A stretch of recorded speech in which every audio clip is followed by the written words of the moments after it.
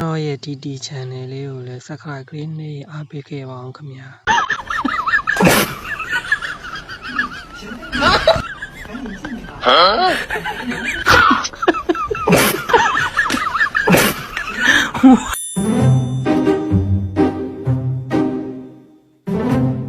Hello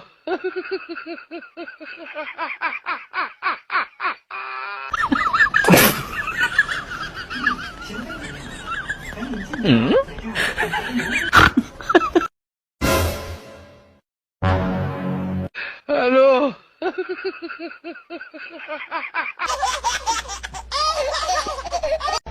ဒီလက်လို့ဘာဟင်းချက်လဲဆိုရင်ဘယ်လိုမေးရလဲ I love you လို့မေးရတယ်ပြောကြည့်တယ်ပြောကြည့်တယ် I love you မပြီးသေးဘူးပြန်ပြောကြည့်တယ် I love you နာမည်တက်ပြီးပြောလေကွာ ဟော Mr. Tobek I love you Me too အမီတူရဲ့လား Yes Honey I love you ဘုသိဟင်က